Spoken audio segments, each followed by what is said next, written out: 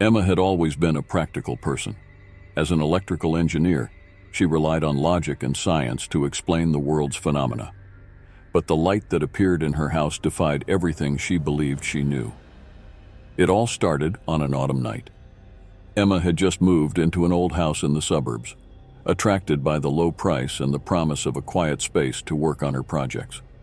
The first few weeks were peaceful, filled with the sounds of unpacking boxes and arranging furniture. It was on a Tuesday night that Emma saw the light for the first time.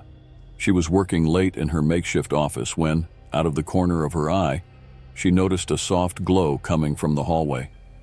Thinking she had left a light on, she got up to check, but the hallway was dark.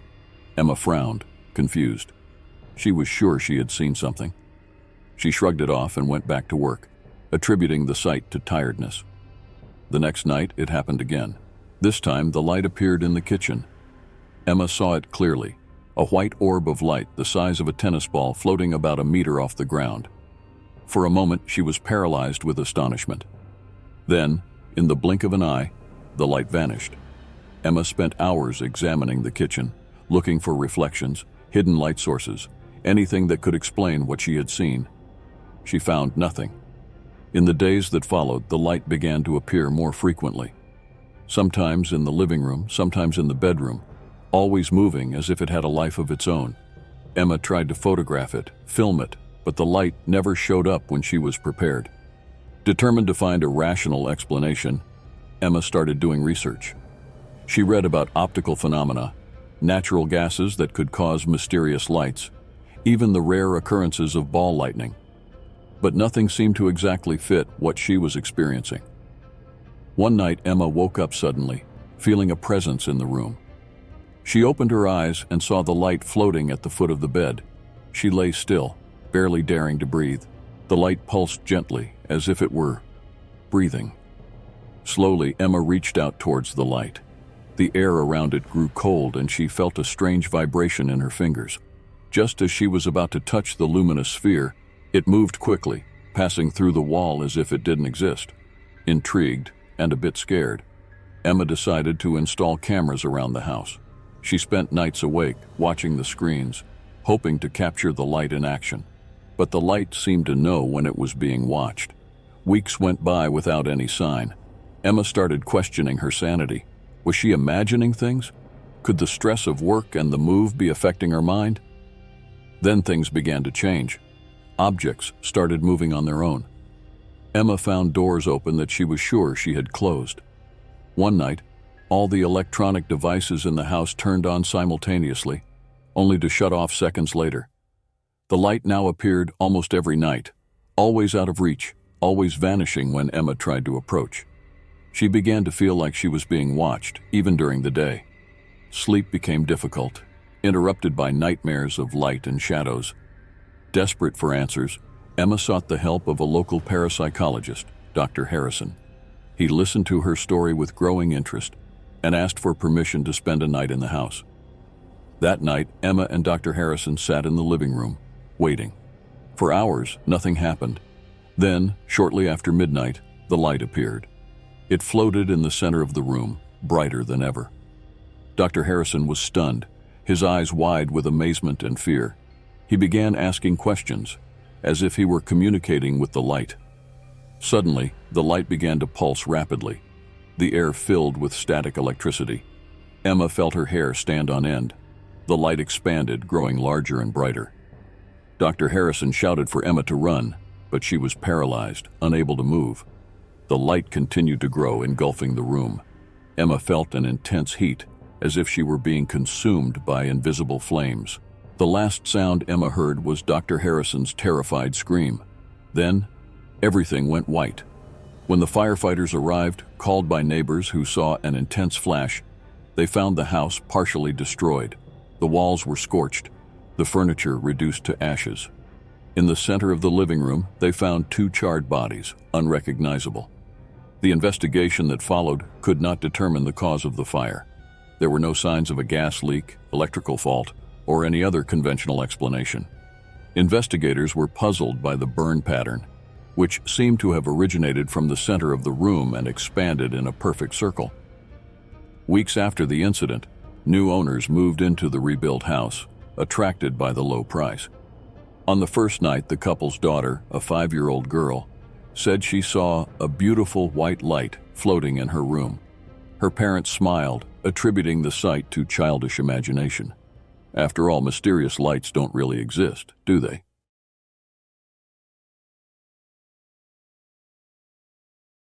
I've always been fascinated by old books.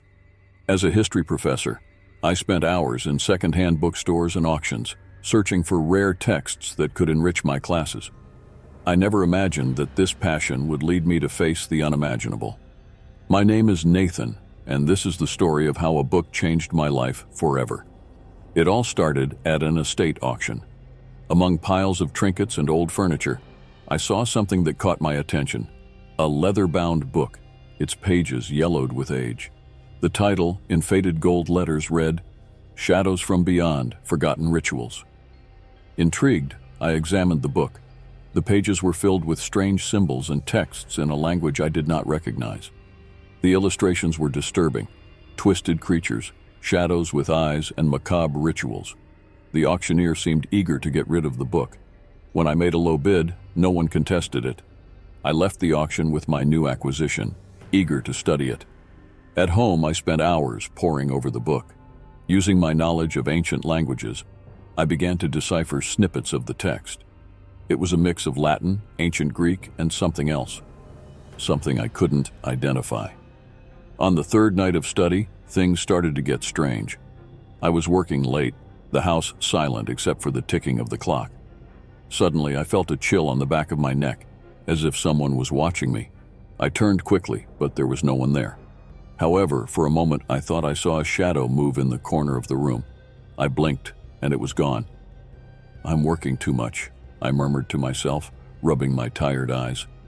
I decided it was time to sleep. I closed the book and prepared to go to bed. That was when I noticed something strange in the hallway mirror. My reflection seemed wrong. For an instant, I thought my eyes were distorted, completely black. And there was something behind me, a dark and undefined shape. I turned quickly, but the hallway was empty. I looked back at the mirror, and everything seemed normal. "I need sleep," I said aloud, trying to calm my nerves.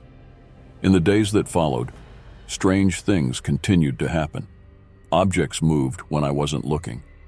Sometimes I heard whispers coming from empty rooms, and the shadows seemed to move on their own, always at the edge of my vision. I tried to ignore it, rationalize it, but it became increasingly difficult, especially because the more I read the book, the more intense the phenomena became. One night, I woke up suddenly, feeling a presence in the room.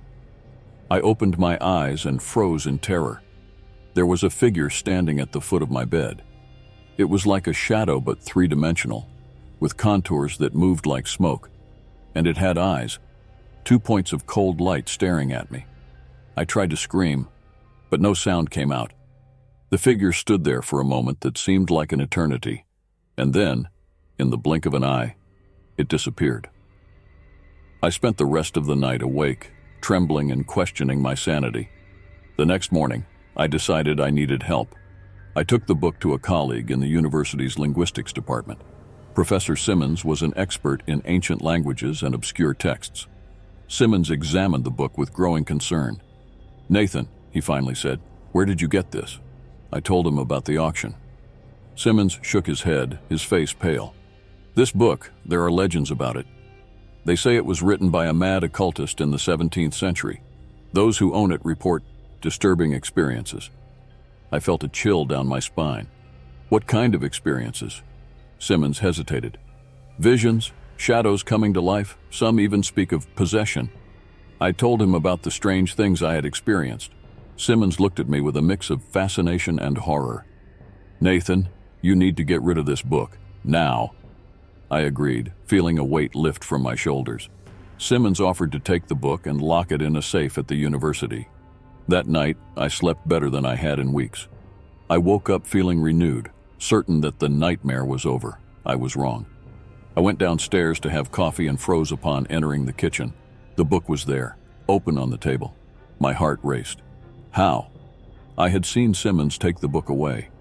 With trembling hands, I picked up my phone and called Simmons. His secretary answered.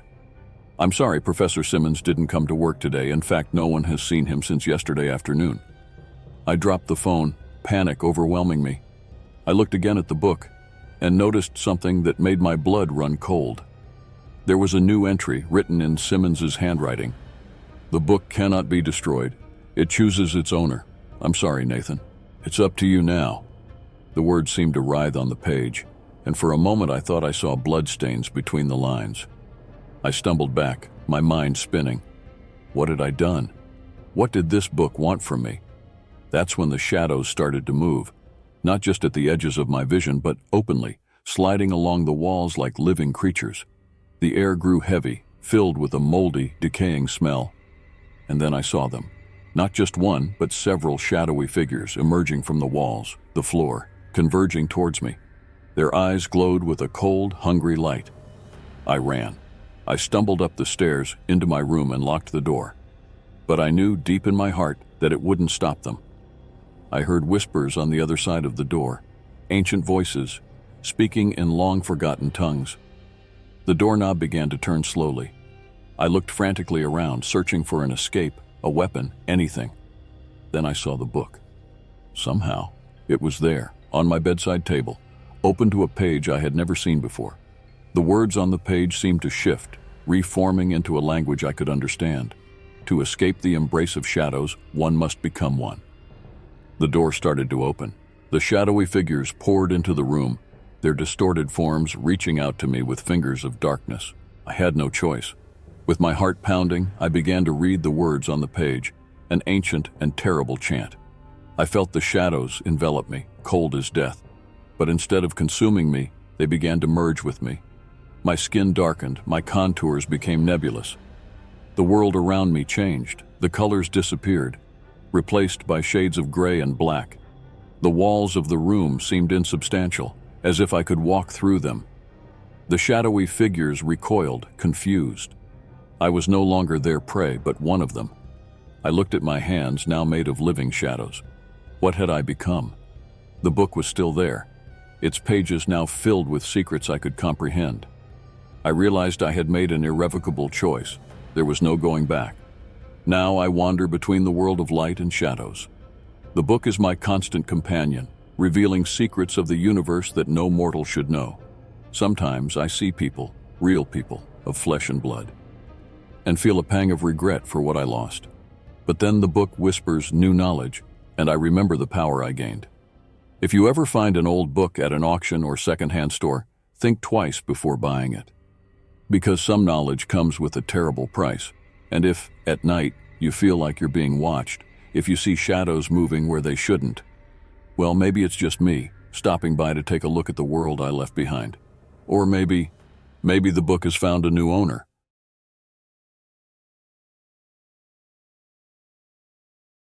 I was never much of a fan of technology. Maybe that's why I still kept that old tube TV in the living room, even with everyone telling me to buy a modern flat-screen one. But that television had belonged to my grandmother, and I couldn't bring myself to get rid of it. Little did I know that this decision would change my life forever. It all started on a Friday night. I was home alone. My wife Sarah had gone to visit her sister for the weekend. I turned on the TV to watch some random movie and relax. At first, everything was normal, but then, midway through the movie, the image began to flicker. I thought it was just interference, so I got up to adjust the antenna. That's when I noticed something strange. For a split second, I saw an image that didn't belong to the movie. It was the face of a woman, pale and distorted, with completely black eyes. I blinked quickly and the image was gone, back to the movie. I decided to ignore it, thinking my tired mind was playing tricks on me. I went back to the couch and continued watching, but the feeling of unease didn't leave me. I felt like someone was watching me. In the following days, strange things started happening more frequently. The TV would turn on by itself in the middle of the night, always on a static channel.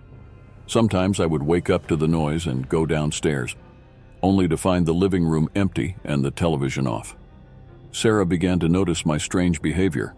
I was sleeping poorly, always on edge, always looking over my shoulder. When I told her about the TV, she suggested I throw it away, but I couldn't. Something was stopping me. One night, about 2 weeks after the first incident, I woke up to a humming sound coming from the living room. I silently went downstairs and saw the TV on, but what I saw on the screen made my blood run cold. It was a room I recognized, our bedroom, and in the bed, sleeping peacefully, were Sarah and me. The camera moved slowly, as if someone was walking through the room. It approached the bed and hovered over us. I ran upstairs, my heart pounding frantically. I burst into the bedroom, waking Sarah, but there was no one there but us. "What is it, Mike?" Sarah asked, sleepy and scared. I couldn't answer. I just stood there, paralyzed, staring at the empty room. From that night, things quickly got worse. The TV started showing increasingly disturbing scenes, glimpses of places I knew, people I loved, always with that sinister presence lurking in the shadows. Sarah started seeing the images too. At first, she didn't believe me, but now she was as terrified as I was. We tried to get rid of the TV. We threw it away, broke it, even tried to burn it, but it always came back intact to the same spot in the living room.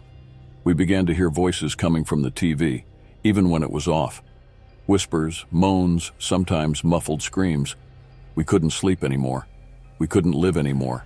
We called priests, mediums, paranormal experts. Nothing worked.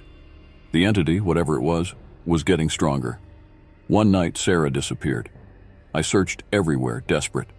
I called the police, hospitals, everyone we knew. No one had seen her. That's when I heard the TV turn on by itself again.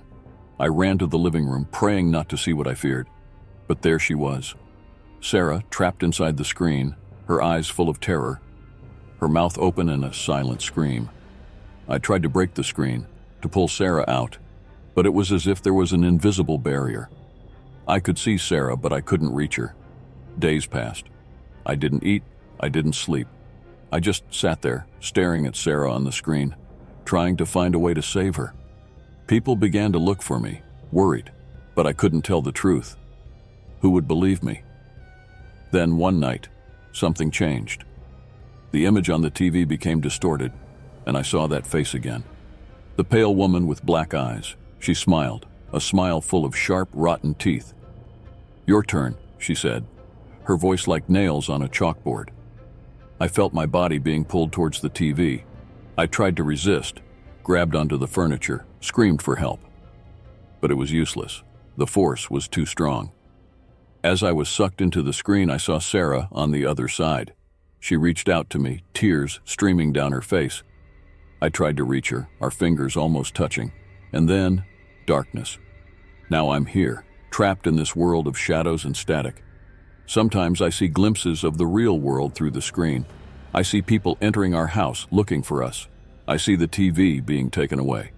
And I know that soon it will find a new home, a new family, new victims. If you're reading this, be careful. That old TV in the basement, the one you inherited from a deceased relative, don't turn it on. Don't look at the screen. Because if you do, you might see something looking back. And when that happens, it will be too late. Just like it was for me and Sarah. We're here, trapped forever in this electronic limbo, and we're waiting for you.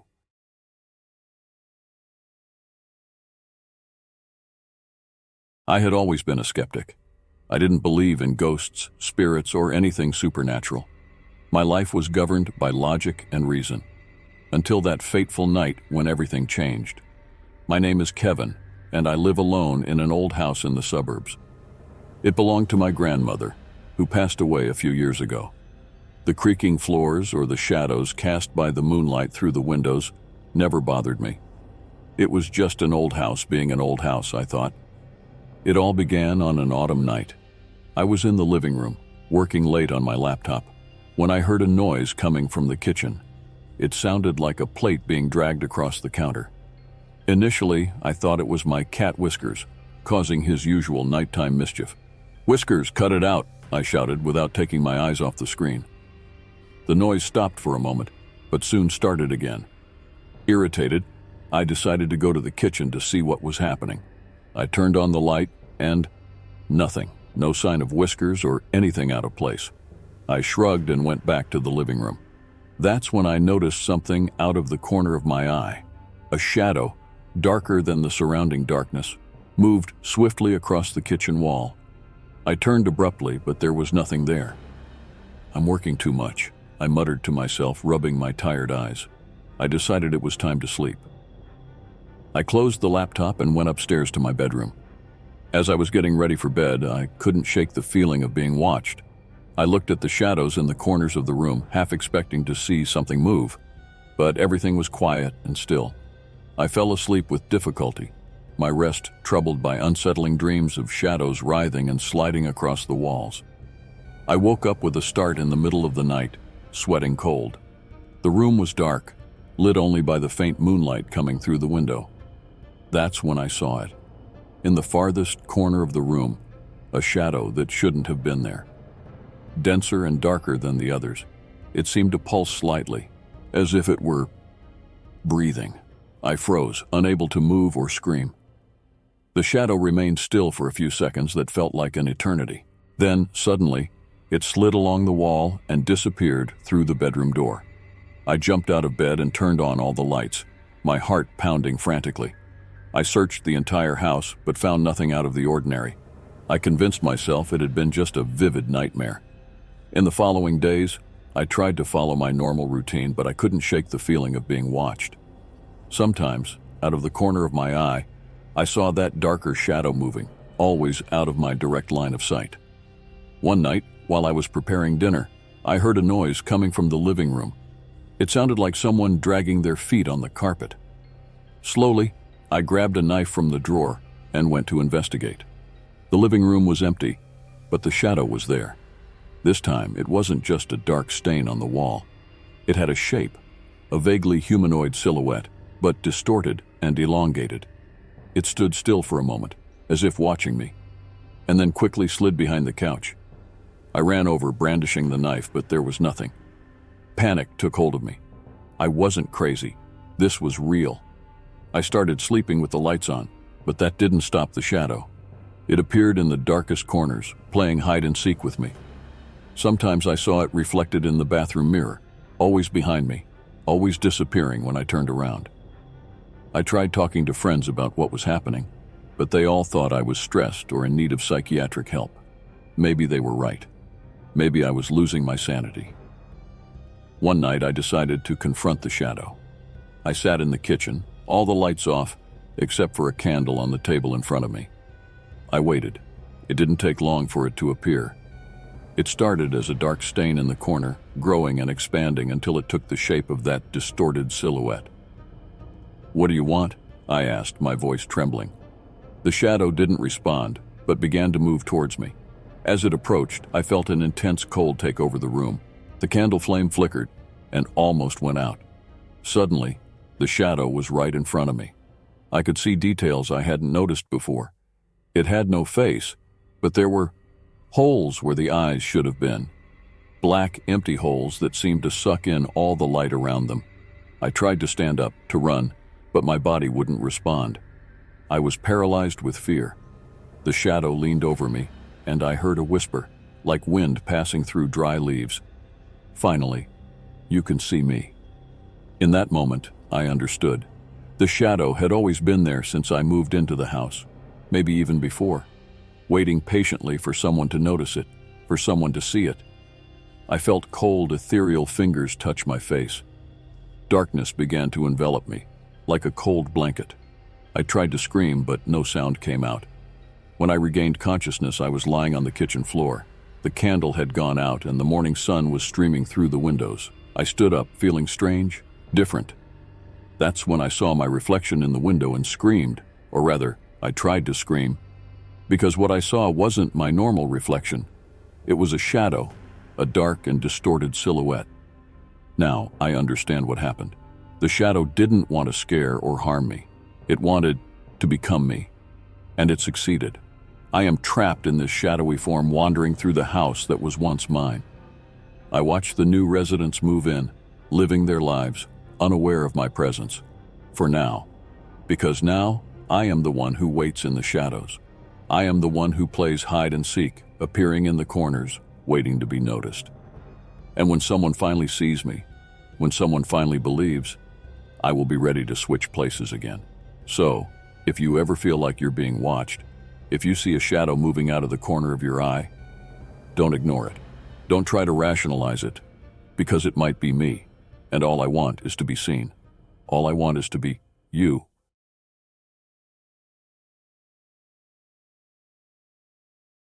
Alex had always been fascinated by horror movies. As a film critic, he spent hours analyzing every scene, every camera angle, every sound effect. But nothing in his vast experience with the genre could have prepared him for what he would see in his own mirror. It all began when Alex moved into a new apartment. It was an old place, with that vintage charm he loved. The full-length mirror in the bedroom, with its ornate and slightly worn frame, was one of the reasons he chose the place. On the first night, Alex noticed something strange. While getting ready for bed, he saw movement in the mirror out of the corner of his eye. When he looked directly, there was nothing but his own reflection. He shrugged it off, attributing the vision to the exhaustion of moving. But the next night, it happened again. This time, Alex was sure he saw a shadow pass quickly through the mirror, as if someone had walked down a hallway on the other side. Intrigued, he approached the mirror, examining it carefully. The surface was cold to the touch, and for a moment, Alex thought it rippled under his fingers, like the surface of a lake. In the days that followed, the visions in the mirror became more frequent and clearer. Alex began to see complete scenes unfolding on the reflective surface. It was like watching a movie, but the events were disturbing and grotesque. One night, he saw a woman running down a dark corridor chased by a shadowy figure. Another night, he witnessed a child alone in a room crying as shadows twisted on the walls around him. The scenes were always brief, lasting only a few seconds before fading, leaving only Alex's normal reflection. Fascinated and terrified at the same time, Alex began to spend hours in front of the mirror, waiting for the next showing. He tried to film the events with his phone, but the images never appeared in the recordings. The mirror showed only his normal reflection. Alex knew he should be scared, that he should get rid of the mirror, or at least stop looking at it. But there was something hypnotic about the visions, something that drew him in more and more. He began neglecting his work, spending entire days in front of the mirror, waiting for the next scene. His friends noticed the change. Alex was pale, with deep circles under his eyes and a distant look. When they tried to talk to him about it, he pushed them away, insisting he was working on a new project. One night, about a month after the first vision, Alex saw something different in the mirror. It was himself, but not as he was now. The Alex in the mirror was older, thinner, with a wild and desperate look. Mirror Alex looked directly at him and screamed, a silent sound, but full of agony. Frightened, Alex stumbled backward, tripping and falling to the floor. When he looked back at the mirror, he saw only his normal reflection, pale and trembling. That night, Alex couldn't sleep. He sat on the bed, staring at the mirror, afraid of what he might see but unable to look away. When the sun rose, he had made a decision. The mirror had to go, but when he tried to move the mirror, he found it was impossibly heavy. Even with the help of 2 neighbors, he couldn't get it off the wall. It was as if the mirror had fused with the structure of the house. Desperate, Alex covered the mirror with a sheet. For a few hours, he felt relieved.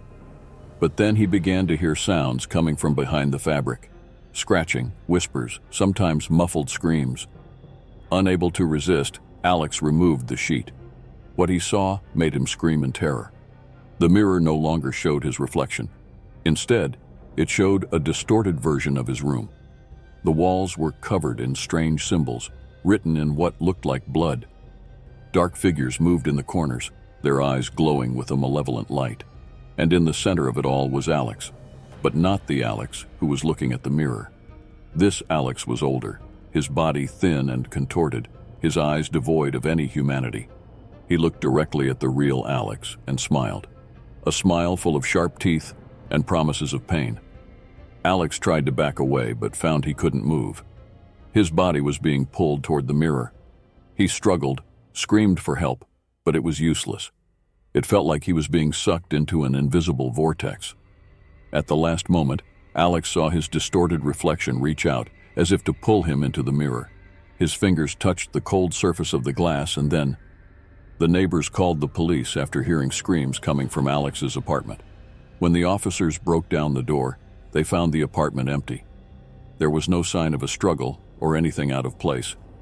The only strange object was the large mirror in the bedroom. The officers noticed the glass seemed different, deeper somehow, as if they could see layers and layers of overlapping reflections. And for a moment, one of the officers swore he saw a face in the mirror, a face that was not his own reflection, a face contorted in a silent scream of agony. The case of Alex's disappearance was never solved. The mirror was removed and stored as evidence, but nothing abnormal was found in it. Sometimes, late at night in the evidence storage, guards swear they hear sounds coming from the area where the mirror is kept. Sounds of scratching, whispers, and occasionally muffled screams. But of course, it must be just their imagination. After all, mirrors are just glass and silver. They can't hold entire world, can they?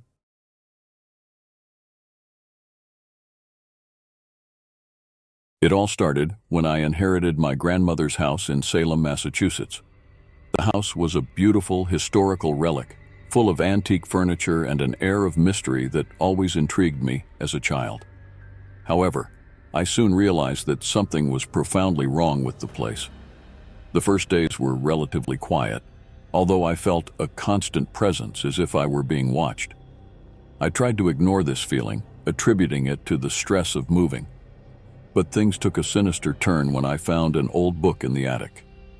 I was cleaning the dusty attic when I stumbled upon an old box, hidden behind a pile of rags. Inside there was a book wrapped in worn leather, with strange symbols engraved on the cover. Not knowing what to think, I took the book to my office and started flipping through it. The pages were filled with texts written in a language I couldn't identify, accompanied by disturbing drawings of rituals and grotesque creatures. That night, the problems began. I woke up to low whispers that seemed to come from all directions. I left the bedroom to investigate, but found nothing. In the following nights, the whispers turned into screams, and the screams evolved into deafening noises that echoed throughout the house. The lights flickered, doors slammed violently, and the feeling of being watched intensified each day. Desperate, I started researching the book. I discovered it was part of a collection of grimoires used in ancient and obscure rituals. People who had gotten involved with these books reported horrible events, many of which resulted in mysterious and painful deaths. The stories spoke of curses and vengeful spirits that never rested. The only solution seemed to be destroying the book before something worse happened. Scared and not knowing what else to do, I decided to burn the book. On the night I made that decision, I went down to the basement and lit an improvised fire. The book burned quickly, emitting a horrible smell of sulfur that made my eyes water. For a brief moment, I felt relief. I thought everything was resolved, but I was terribly mistaken. The supernatural events didn't cease. In fact, they worsened. The walls of the house seemed to come to life, pulsing with a malevolent energy. Dark figures appeared in the mirrors, whispering my name in a threatening manner. My nightmares became more vivid and disturbing, and I woke up several times covered in cold sweat, with inexplicable marks on my body. The house became a prison of terror, and each night was a challenge to my sanity. The presence that once seemed only to observe was now palpable, threatening and deadly. I could feel its hatred and hunger, as if it were waiting for the right moment to attack. It was as if burning the book had released something much worse. On that final night, I woke up to a piercing sound. A gigantic shadow rose in the corner of my bedroom, its eyes glowing with an infernal fire. I couldn't move, paralyzed by the sheer terror that gripped me. The shadow advanced slowly, and I felt a deadly cold spread through my body. It was then that I realized there was no escape. This was my end. Fleeing the house was an act of desperation. I ran through the dark streets of Salem, not looking back, feeling the dark presence chasing me at every step. I found refuge in a cheap hotel on the outskirts of town, but the fear didn't leave me. Every shadow, every noise made my heart race. I knew that no matter where I went, that evil would follow me. The following days were a blur of paranoia and constant fear. I barely slept, always waiting for the next attack. I felt I was on the brink of madness, trapped in an endless cycle of terror. I started avoiding mirrors and windows, fearing to see those dark figures watching me again. One night, while lying in bed, I heard a familiar whisper. The same voice that tormented me in the house was now in the hotel. I quickly got up and began packing my things. I needed to flee, go as far away as possible. But as soon as I opened the door, I was confronted by a terrifying sight. The shadow was there, waiting for me. Its eyes burned with indescribable fury, and it moved towards me with supernatural speed. I felt a cold grip on my chest, as if an invisible hand were crushing my heart. I tried to scream, but no sound came out. My body was paralyzed, and all I could do was watch as the darkness enveloped me. I don't know how long I was there, trapped in that agony. When I finally regained consciousness, I was back in my room, but something inside me had changed. I knew I couldn't run forever. The evil I had unleashed was linked to me in a way I couldn't understand. Every step I took was followed by a shadow, every thought invaded by whispers of hatred. Now, I live in constant fear that at any moment, it will find me and finish what it started. The fire I lit didn't destroy the evil, it only fueled it. And now, my soul is condemned to burn in a hell of my own making.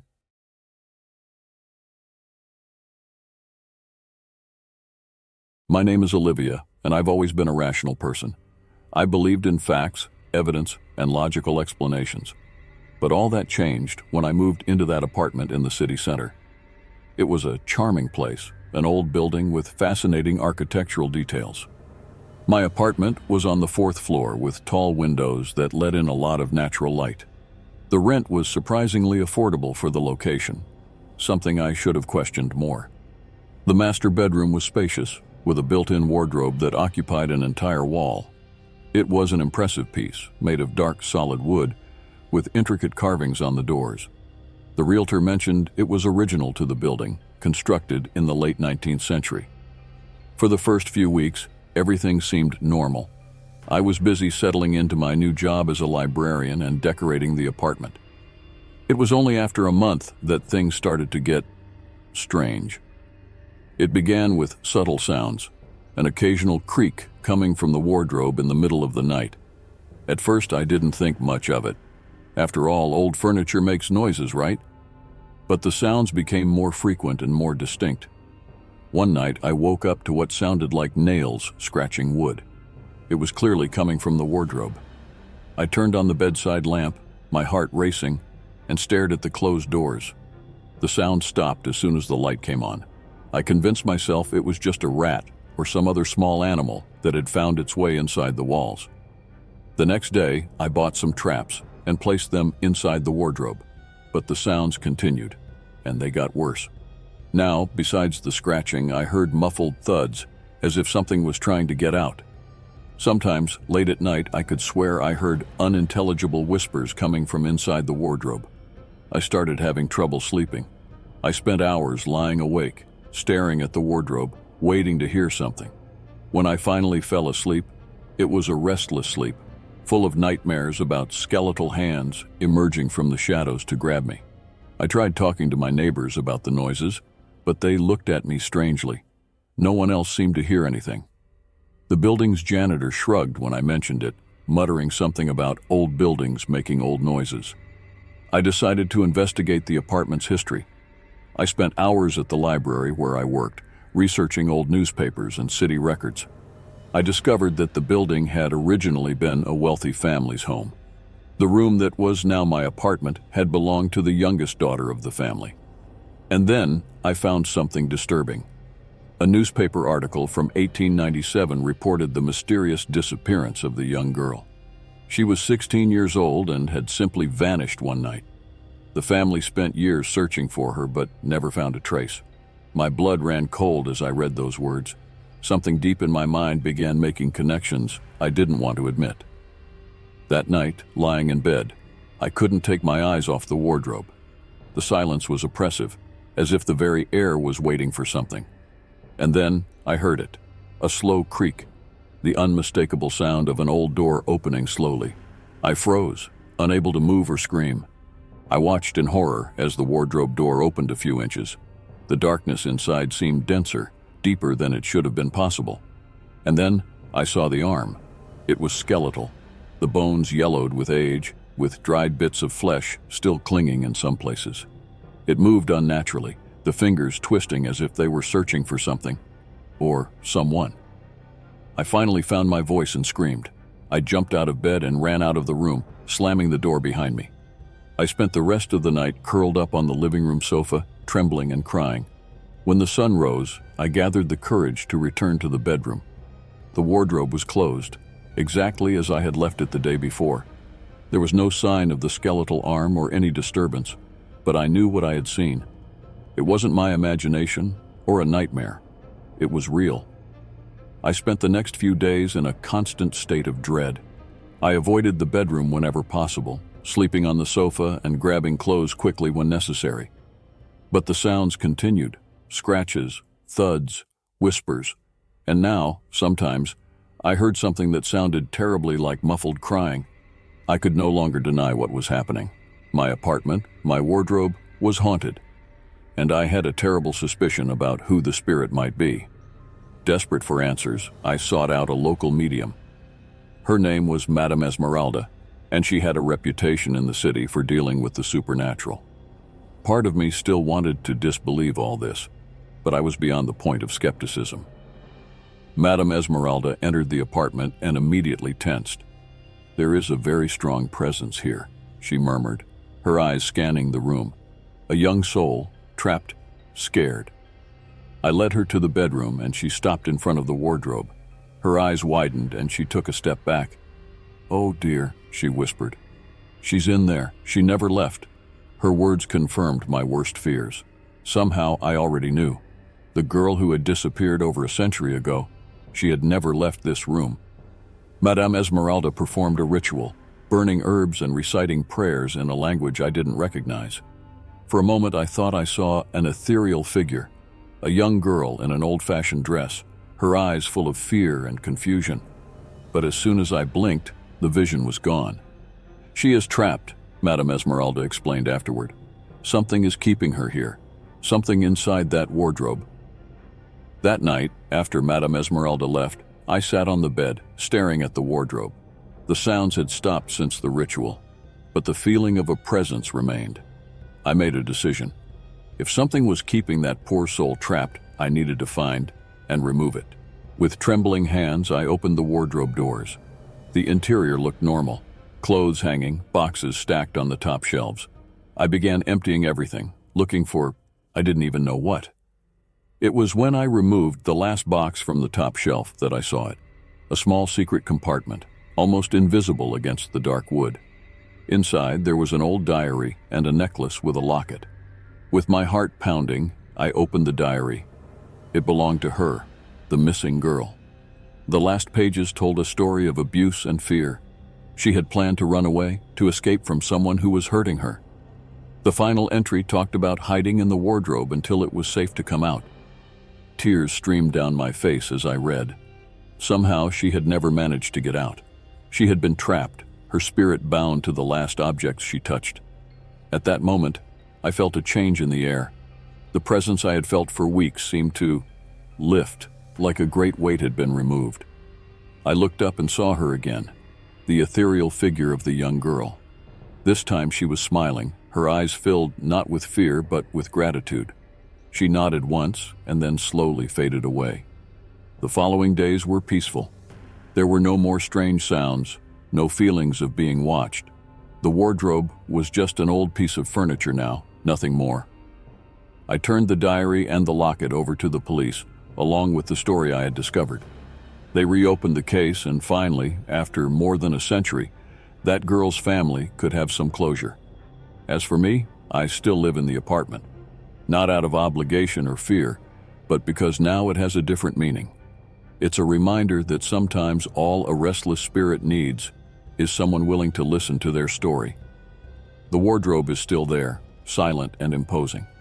Sometimes when I walk by it, I catch a faint scent of lavender, her favorite perfume, according to the diary. It's not a scary smell.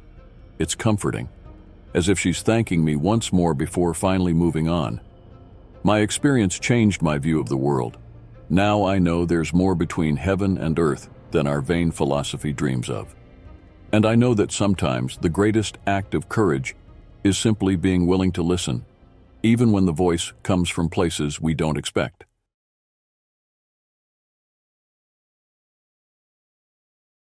My name is Tyler, and I am a civil engineer. I have always been a man of science, believing only in what could be measured, calculated, and explained. My life was governed by numbers, equations, and the laws of physics, until the day I moved into that house. It was an old building, a Victorian relic that had seen better days. As an engineer, I saw potential in it. The structure was solid, only needing some repairs and a good renovation. I managed to buy it for a bargain, probably because the townspeople avoided the place. They talked about strange noises, flickering lights, and a general sense of unease. Nonsense, I thought. Probably just old wiring and wood contracting. The first few weeks were quiet. I spent my days working on the renovation, replacing rotten boards, updating the electrical wiring, painting walls. At night, exhausted, I would collapse into bed and sleep like a rock. It was only after a month that things started to get strange. It all began with the basement door. It was a heavy oak door with an ornate brass knob. I kept it locked since the basement was full of renovation debris, and I hadn't had time to clean it out yet. One night I woke up to the distinct sound of creaking hinges. I thought it was just a dream until I heard slow, heavy footsteps climbing the basement stairs. I froze in bed, my heart racing. The footsteps stopped at the top of the stairs, right outside my bedroom door. They stayed there for what felt like an eternity, and then slowly began to retreat, descending the stairs again. I heard the basement door close with a soft click. The next morning, I ran to check the door. It was locked, just as I had left it. I convinced myself it had been just a very vivid dream, probably caused by the stress of the renovation. But it happened again the next night, and the next. Always the same pattern: the door creaking, the footsteps climbing, the pause outside my bedroom door, and then the return to the basement. I began to sleep poorly, always on alert, waiting to hear those nocturnal sounds. I decided to investigate the basement during the day. I descended the creaking stairs, flashlight in hand, determined to find a rational explanation for what was happening. The basement was a spacious area, with stone walls and a dirt floor. Piles of renovation debris were stacked in the corners, covered in dusty sheets. That's when I noticed something strange. In the center of the basement, the floor looked different, darker, wetter. I crouched to get a better look and realized it was a perfect circle, about 6 feet in diameter. It looked like someone had recently dug and then filled the hole. A chill ran down my spine. I fought the urge to run out of there. Instead, I grabbed a shovel leaning against the wall and began to dig. The soil was surprisingly soft, as if it had been disturbed multiple times. I dug for almost an hour, sweat running down my face, mixing with the basement's dust. Finally, my shovel hit something solid. With my heart pounding, I cleared the dirt around it and pulled out the object. It was a box, an old wooden box, the size of a large book, with intricate carvings on the lid. My hands trembled as I examined it.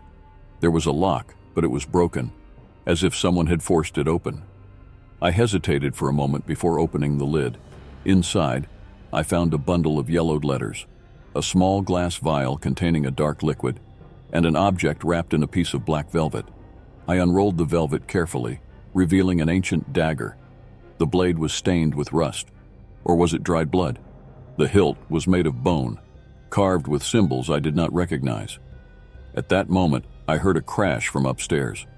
I dropped the dagger, which landed on the dirt with a dull thud. I ran up the stairs, my heart beating frantically. The basement door was wide open, banging against the wall with the force of the wind blowing through the house. But there was no wind. The air was completely still. In the days that followed, I tried to convince myself there was a rational explanation for everything. Maybe the house was settling, causing the door to open by itself. Maybe the footsteps were just the product of an overactive imagination, fueled by exhaustion and stress. But at night, Lying in bed, I couldn't stop thinking about the box, the letters, the dagger. What did they mean? Why were they buried in the basement? And why, since I unearthed them, had the nocturnal sounds ceased? A week passed without incident. I started to relax, to believe that it was all over, until that night. I woke up suddenly, not knowing why. The room was dark and silent. I looked at the clock, 3:33 a.m. Then I heard it. It wasn't footsteps this time.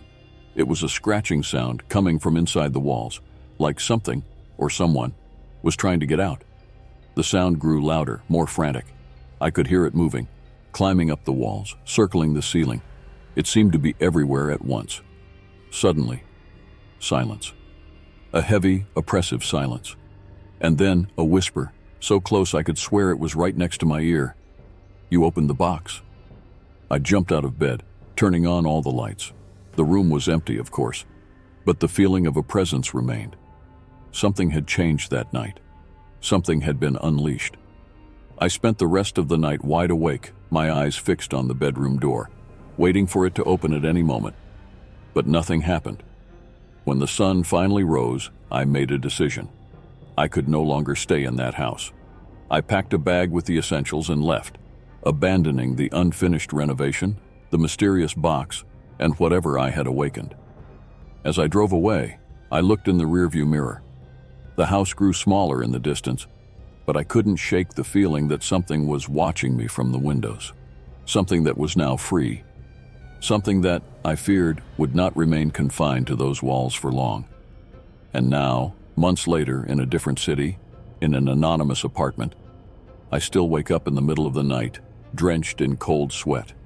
Because sometimes, in the moments between sleep and wakefulness, I could swear I hear the familiar creak of a door opening, and slow, heavy footsteps climbing a staircase that doesn't exist.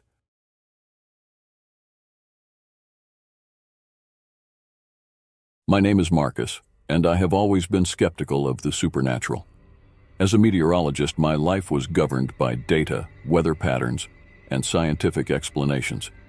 But what happened in that room challenged everything I thought I knew about the world. It all began when I moved to a small town to take up a new position at the local weather station. I found an old but well-maintained apartment in the town center. It was a spacious place with 2 bedrooms, more than I needed, but the price was too good to refuse. The landlord, an elderly man named Mr. Thompson, seemed eager to rent the place out. As we signed the contract, he hesitated for a moment. "Just one thing, Mr. Marcus," he said, his voice trembling slightly. "The back room. It sometimes gets a bit cold. Insulation problem, you know? Nothing a portable heater can't fix." I nodded, not giving it much thought. After all, I was moving in during the summer, and the heat was almost unbearable. The first few weeks were uneventful. I used the front room as my bedroom and turned the back room into a makeshift office. It wasn't until autumn arrived that I began to notice something strange. The back room wasn't just a bit cold. It was like stepping into a freezer. The temperature difference between it and the rest of the apartment was shocking. Even with the heater on full blast, the cold persisted. As a meteorologist, I was intrigued. I started taking regular measurements, recording the temperature at various points in the room. The results were impossible. The center of the room was consistently 10 to 15 degrees colder than the areas near the walls. But it wasn't just the cold. There was something else. Something that made my hair stand on end every time I entered that room. A constant feeling of being watched, as if invisible eyes were following me around the room. The windows were always foggy, no matter how often I cleaned them. The glass would instantly be covered by a thin layer of frost as soon as I finished. And sometimes, late at night, I swore I saw shapes moving in that frosted glass, as if someone were on the other side trying to look in. I began having trouble sleeping. Even in my warm, comfortable bedroom, I couldn't shake the feeling that something was wrong. I frequently woke in the middle of the night, certain I had heard footsteps coming from the back room. One night, I gathered the courage to investigate. Armed with a flashlight and wrapped in a thick blanket, I slowly opened the door to the cold room. What I saw made me question my sanity. The room was covered in ice. Not just a light frost, but thick layers of ice covering the walls, ceiling, and floor. My breath formed dense clouds in the frigid air. And there, in the center of the room, was a figure.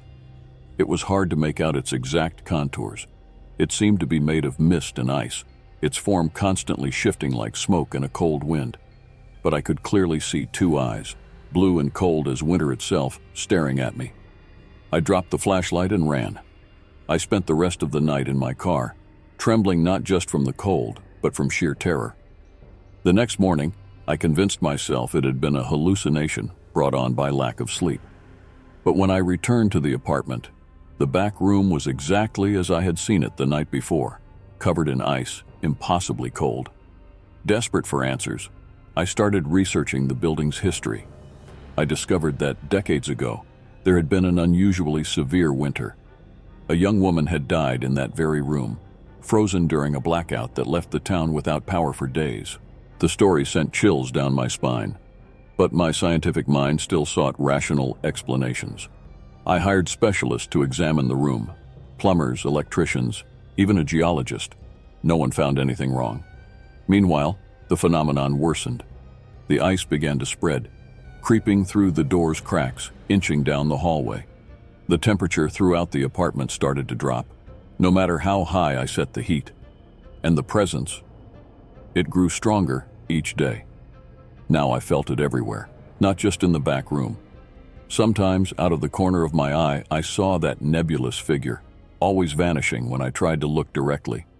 My health began to deteriorate. I was constantly cold, my fingers often blue from the chill. I lost weight, unable to eat properly due to constant stress. My colleagues at work noticed, expressing concern, but I didn't know how to explain what was happening. One night, exhausted and desperate, I decided to confront whatever it was. I entered the freezing room, shivering violently, and shouted into the icy air, "What do you want? Why are you doing this?" For a moment, nothing happened. Then, slowly, the mist in the room began to condense, forming the silhouette of a woman. Her eyes, those same ice-blue eyes I had seen before, looked at me with a mix of sadness and anger. A voice, like the wind howling through an ice cave, responded, "Cold, so cold. Why did no one help? Why did they let me freeze?" I felt a wave of pity and horror. This was the woman who had died here so many years ago. Somehow her spirit had become trapped, eternally reliving her final moments of freezing agony. I'm sorry," I stammered, my teeth chattering. "It wasn't your fault, it was a terrible accident." The figure moved closer, and I felt the air around me grow even colder, if that was possible. "So cold," the voice whispered again. "I need warmth. I need life." I realized too late what was happening. I tried to run, but my limbs were numb from the cold. The nebulous figure enveloped me, and I felt as if 1,000 icy needles were piercing my skin. I screamed, but the sound was muffled by the howling wind that suddenly filled the room. My vision began to darken, black spots dancing before my eyes. My last thought before losing consciousness was that I finally understood. She didn't want to scare or harm me. She just wanted to escape the eternal cold that imprisoned her, and I was her way out. They found my body 3 days later when I didn't show up for work. It was in the center of the back room, covered by a thick layer of ice. The doctors were baffled. It was as if I had frozen instantly. The apartment was sealed off, of course. No one wanted to rent it after that. But sometimes, on the coldest winter nights, people passing by swear they see two figures in the frosted windows of that back room. Two silhouettes made of mist and ice, with eyes as blue and cold as winter itself.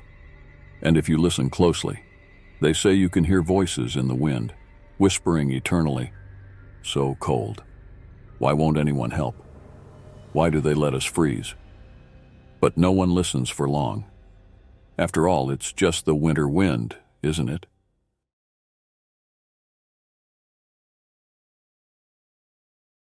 My name is Ethan, and I've always been a practical person. I believed that for every problem, there was a logical and rational solution. This mindset served me well in my career as an accountant where numbers always fit perfectly, but nothing in my life prepared me for what happened in that house. It all began when I moved to the small town of Millbrook after a difficult divorce. I needed a fresh start, and the two-story Victorian house seemed perfect. It was spacious, charming, and most importantly, affordable. The realtor mentioned that the house had been vacant for some time but attributed it to the unstable housing market. I should have asked more questions. The first few weeks were uneventful. I spent my time organizing the move and adjusting to my new job. It was on a Sunday morning, about a month after moving in, that I first noticed something strange. I went downstairs to make coffee and saw a trail of water on the wooden steps. It wasn't much, just a thin, winding line that ran from the top to the bottom of the stairs. I frowned, puzzled. It hadn't rained, and I hadn't left any windows open. I dried the trail with a towel and inspected the ceiling and walls for leaks. Nothing. I shrugged it off, attributing the incident to some mundane explanation I hadn't figured out yet. But it happened again the next night, and the night after that. Always the same pattern, a thin trail of water running down the stairs, as if someone had walked up with wet feet.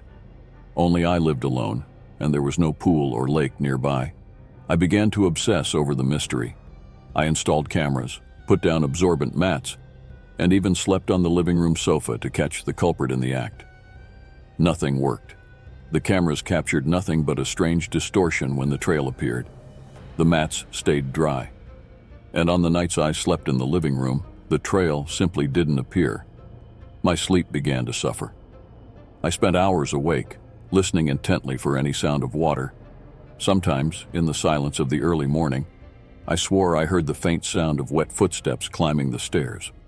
But when I turned on the lights, there was nothing but the water trail. I consulted plumbers, builders, and even a geologist. No one found anything wrong with the house or the land. One of the plumbers, an elderly man named Frank, gave me a strange look when I described the problem.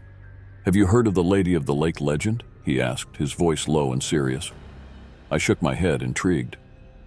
Frank continued, "They say years ago, a young woman drowned in the lake that used to be where your house is now. Since then, her spirit wanders, leaving trails of water wherever she goes." I laughed nervously, thanking Frank for his time. Urban legends wouldn't solve my problem. But as the weeks passed and the phenomenon continued, I began to question my sanity. The water trail was real. I could see it, touch it, but it defied any logical explanation. That's when I decided to seek different help. I found a local medium, an older woman named Madame Celeste. Part of me felt ridiculous resorting to this, but I was desperate for answers. Madame Celeste entered the house and immediately tensed. "There's a presence here," she murmured, her eyes scanning the room. A sad, lonely energy. She slowly climbed the stairs, pausing occasionally as if listening to something I couldn't hear. At the top of the stairs, she turned to me, her face pale. "A young woman," Madame Celeste said. "She is trapped here, unable to move on. The lake. She needs to go back to the lake." I explained that there was no lake, only my house. Madame Celeste shook her head sadly. "The lake may be gone, but the earth remembers, the water remembers, and she remembers." That night, after Madame Celeste left, I sat at the bottom of the stairs, contemplating her words. Part of me wanted to dismiss them as absurd, but another part wondered. That's when I heard it. A soft sound, like running water. I looked up and saw, at the top of the stairs, a translucent figure. It was a young woman, dressed in clothes from a bygone era, her long, dark hair dripping water. Her eyes met mine, filled with deep, ancient sadness. I froze, unable to move or speak. The figure began to descend the stairs slowly, leaving behind the familiar trail of water. As she approached, I felt an intense cold emanating from her. She stopped in front of me, so close I could have touched her if I had the courage. Her lips moved, but no sound came out. Then, slowly, she reached out her hand toward me. Trembling, I raised my own hand. Our fingers almost touched, and for a moment I felt a deep connection with this unknown entity. A wave of emotions hit me: sadness, loneliness, a desperate longing to return home. Suddenly, the figure dissipated like mist, leaving behind only the water trail and a faint smell of water lilies. In the days that followed, I researched the history of the area. I discovered that there indeed had been a lake where my house now stood. It was drained in the early 20th century to make way for urban development, and there were reports of a young woman who drowned there in 1889. The water trail continued to appear, but now I saw it differently. It was no longer a problem to be solved, but a reminder of a past tragedy, of a life cut short too soon. I began to talk to her, the lady of the lake. I told her about my day, read books aloud, and sometimes even played music. I didn't know if she could hear me, but it felt right somehow. One night, about 6 months after the first incident, I woke up to the sound of water, but this time, it was different. It wasn't footsteps, but the gentle sound of waves lapping against the shore. I went downstairs and saw the water trail, but now it extended beyond the front door, which was open. I followed the trail outside, into the moonlit street, and there, in the middle of the street, she stood, more distinct than ever, smiling softly. Behind her, where the asphalt should have been, I saw the reflection of the moon on calm waters. She waved once, her eyes now filled not with sadness but with peace. Then, slowly, she turned and walked toward the lake only she could see. I watched as she walked away, her figure becoming more indistinct until she vanished completely. I stood there for a long time, staring at the spot where she had disappeared. When I finally went back inside, I noticed the water trail had completely dried. In the weeks and months that followed, there were no more water trails, no more sounds of nocturnal footsteps.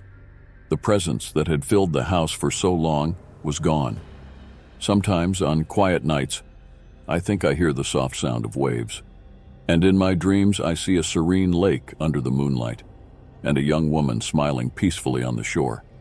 I've never told this story to anyone. Who would believe it? But I know what I saw, what I experienced. And I know there is more to this world than we can explain with our limited logic. As for me, I still live in that house. Not out of obligation or fear, but by choice. Because now I understand that sometimes what a house really needs isn't repairs or renovations. Sometimes all it needs is someone willing to listen to its stories.